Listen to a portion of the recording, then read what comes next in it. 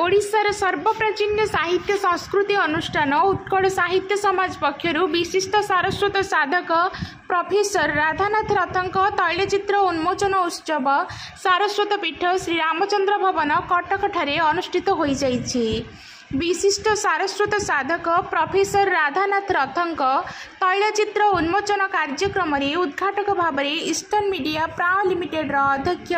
श्रीजुक्त सौम्यरंजन पट्टनायक, मुख्य अतिथि भाव में विशिष्ट मनस्तत्वविद प्रोफेसर अजित कुमार महांती, सम्मानीय अतिथि होइतिले ओडिशा लोकसेवा आयोग प्राक्रांत सदस्य प्रोफेसर राधानाथ रथंक सुकन्या प्रोफेसर संगीता रथ,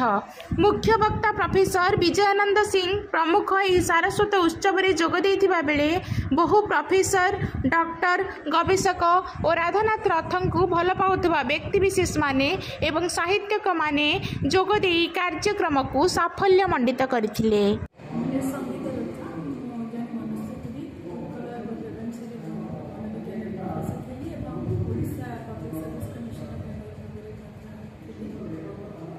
आज आपणकर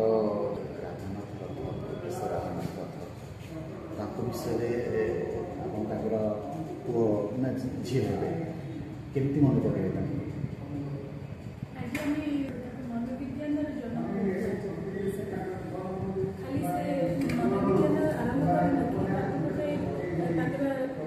अत्यंत उच्च स्तर में पहुंचुला centre of advance studies UGC द्वारा सर्वोत्कृष्ट अग्रणी विभाग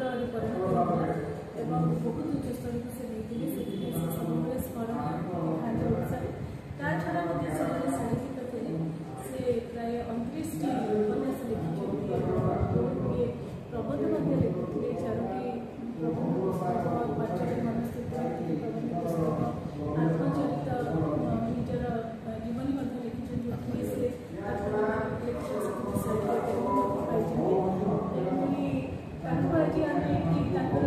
तैलचित्र उन्मोचन कर साहित्य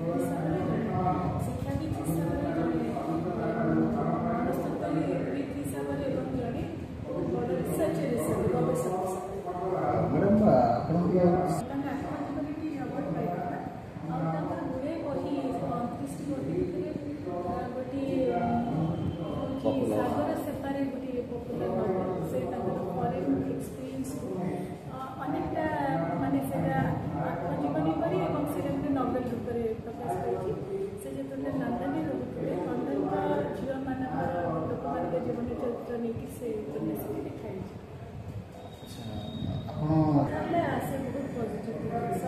कटकरू दामोदर बेउरांक रिपोर्ट स्वराज्य खबर।